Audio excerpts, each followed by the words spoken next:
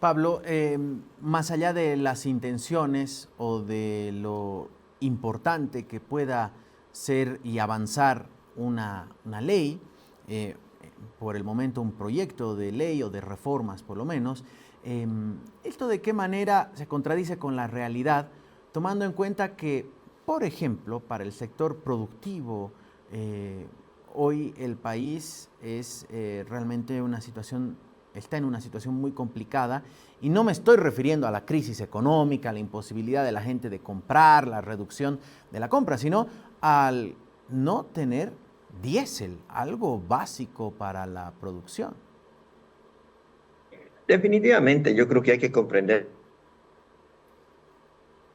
para las empresas, sino para los ciudadanos, es aquel en el cual uno puede desarrollar sus actividades cotidianas sin problemas. Yo creo que este no es un problema de empresas, es un problema, si queremos verlo, de el país y tenemos que solucionarlo por el bien de nuestros trabajadores, de nuestras empresas, del ciudadano común, porque es fundamental comprender que lo que nosotros necesitamos es darle al ciudadano boliviano la confianza de que él puede desplazarse. Entonces, se necesita todo un entorno para promover la inversión, pero también las actividades, porque la inversión per se no es un fin, lo que la inversión es un medio para que las empresas desarrollen sus actividades.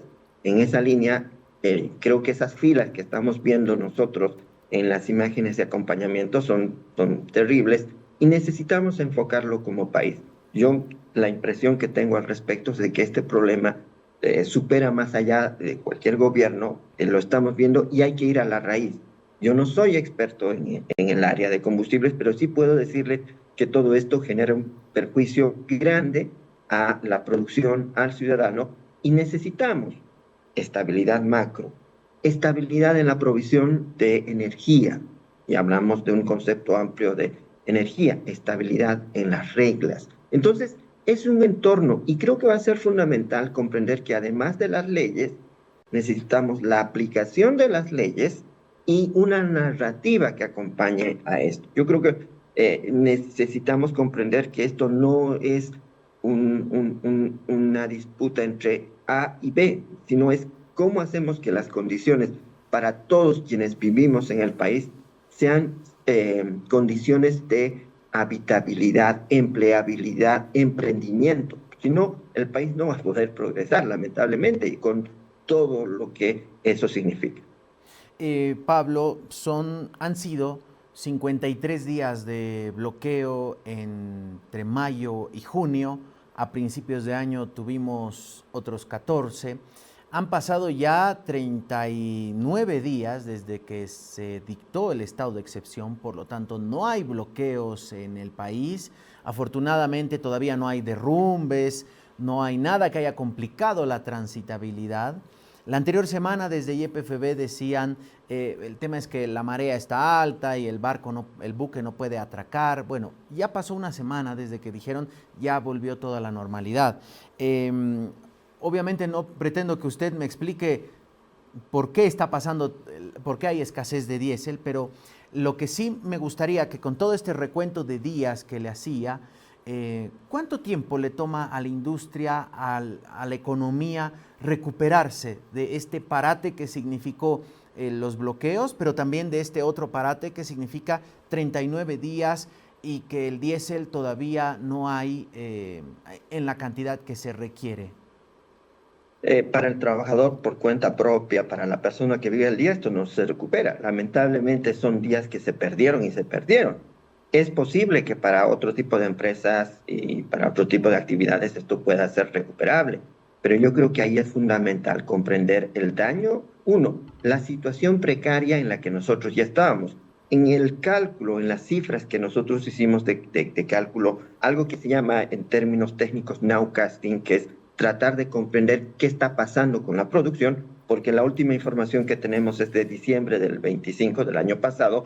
Nuestros cálculos estimaban de que hasta abril la actividad económica estaba cayendo en torno a 2%, pero con lo sucedido en los 53 días, En mayo, en acumulado, nosotros pensamos que esto ha sido 3, y en junio esto ha sido más de 3, entre 3 y 4%. Entonces, estamos hablando de un daño muy fuerte a la actividad económica, que necesitamos que se recomponga, porque la economía boliviana está en recesión desde el 2024. O sea, esto no es una novedad. Estamos en una situación en la que la actividad, los ingresos, los salarios están contrayéndose, especialmente las personas que viven el día a día.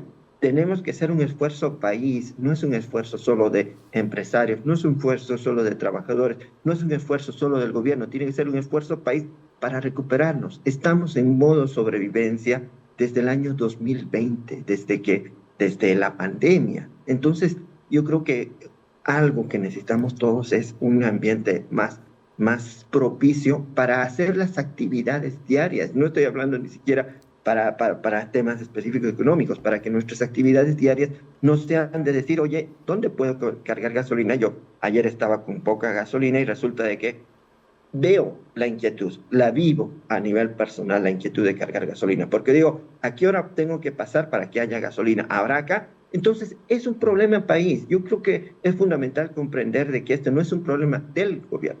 O sea, porque si lo vemos así, le digo, estimado Ariel, que estamos todos equivocados. Este es un problema país y lo debemos afrontar todos con la seriedad que el caso amerita. Claro, no sé, solo en países, me imagino, en situaciones demasiado complicadas. En Rusia vimos filas en los surtidores, se desató todo un escándalo, pero porque bombardearon sus tanques de almacenamiento, ¿no? Porque está en medio de un conflicto bélico.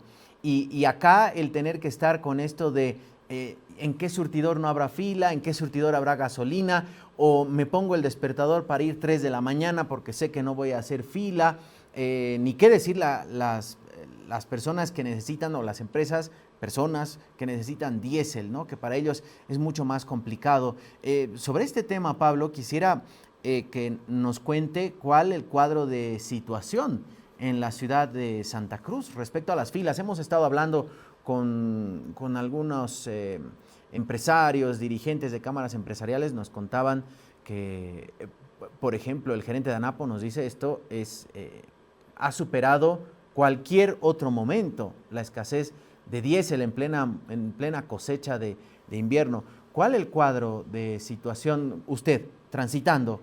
¿Cómo está todo? Mire, hace 2 días fui a felicitar a una tía que quiero mucho, que está internada en el hospital, y tuve que desplazarme a otro lado de la ciudad. Y lo que me impresionó es que en el trayecto veía camiones y camiones y flotas y todo lo demás. Entonces, yo estoy sorprendido por la cantidad de vehículos que en este momento están haciendo fila de diésel, y realmente es algo que tenemos que solucionarlo. Yo en ese sentido, creo que esto va a lo que queremos ser como proyecto país. Yo creo que acá no solo está en juego un gobierno, sino está en juego la factibilidad país, y como tal tenemos que enfrentarla para ver qué cosas están deteniendo esto. Yo, la impresión que tengo, y lo digo a título personal, es que este problema es mucho más serio de lo que aparenta.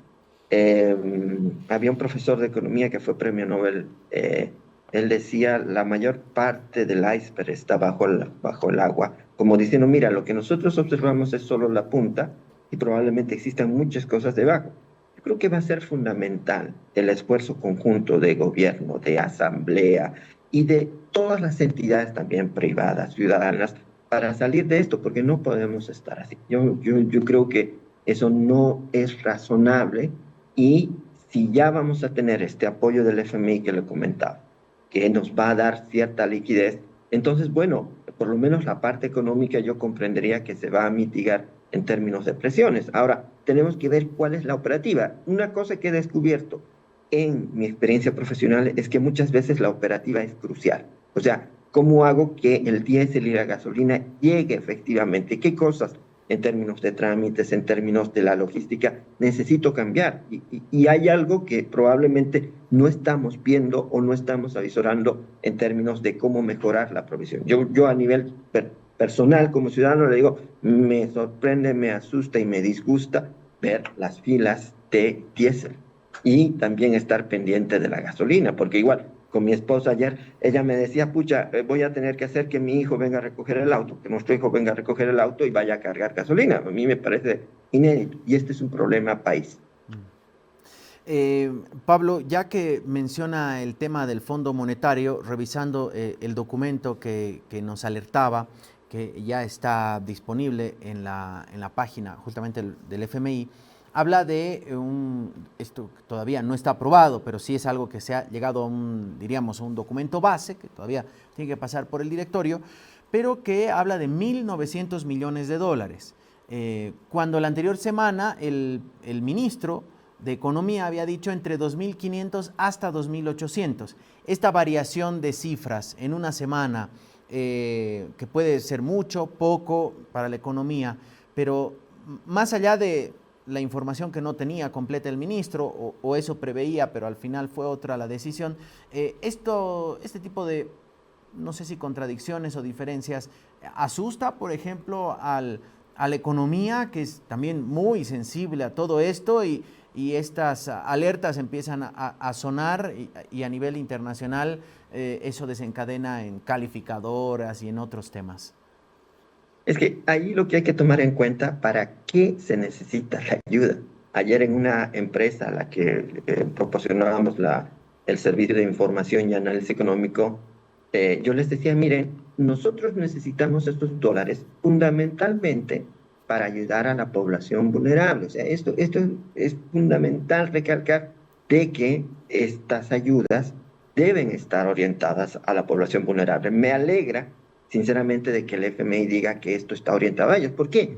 Porque el ajuste implica cambios. Parte de lo que está sucediendo con el tipo de cambio es una de los requisitos para que el sector que provee dólares se active más. O sea, es para que poco a poco las exportaciones suban y para que ciertas importaciones por motivos de mercado sean más selectivas. En esa línea, yo no veo ninguna dificultad en las cifras porque si es para ayudar población vulnerable y en línea con un crédito anterior que se aprobó en la Asamblea que dice crear una red de protección social, un registro social de hogares, eso va a ser fundamental. Lo que tenemos que hacer, esos dólares no tienen que servir para que el tipo de cambio no suba, sino es para disminuir, aplacar algunas expectativas, pero sobre todo para ayudar a la población vulnerable. Ese tiene que ser el enfoque. El enfoque tiene que ser bastante técnico. Lamentablemente hoy día se ha caído en mucha ideologización en el ámbito de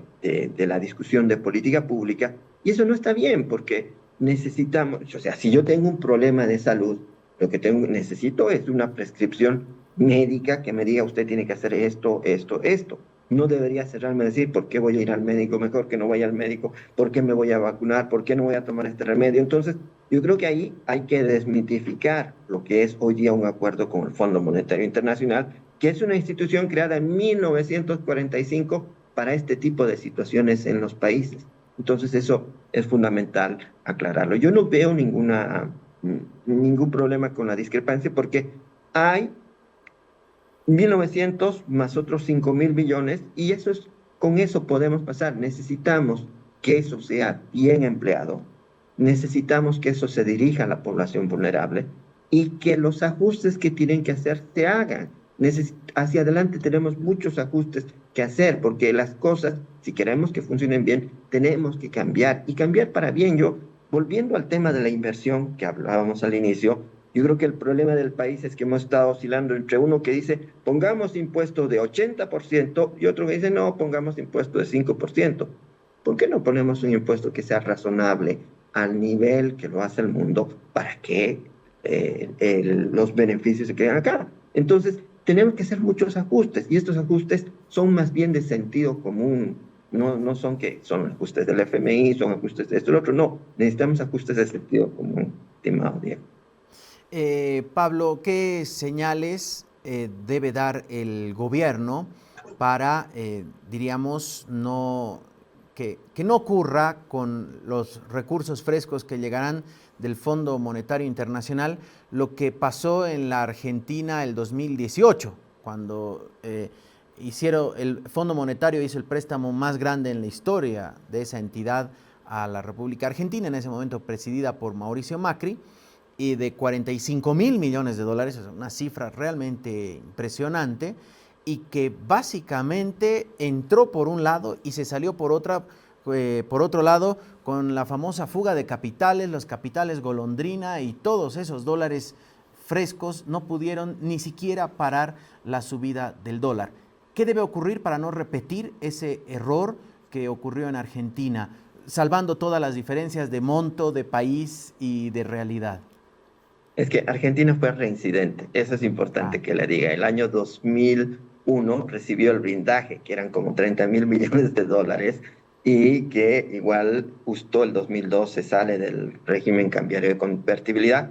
Lo fundamental para esto es que este financiamiento vaya acompañado de las reformas adicionales, de la ley de inversiones.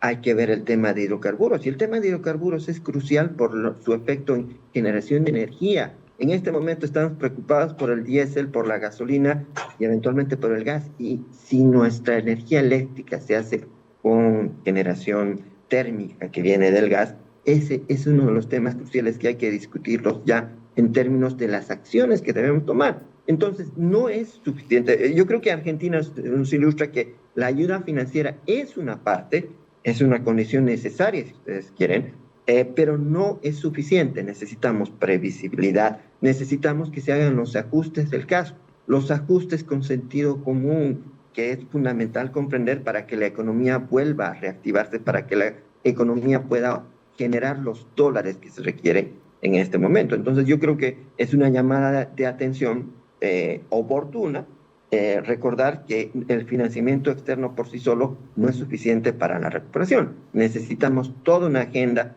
de reformas como país, no como gobierno, como país, porque al final de cuentas, estimado Diego, esto se tiene que tratar en la Asamblea, no es una cuestión solo del gobierno. Yo creo que ahí, si bien es fácil mirar al gobierno, y todos estamos tentados a hacerlo en distintos momentos de nuestra historia, es comprender que esto va no solo al gobierno, sino a toda la parte legislativa y a la implementación de esta reforma.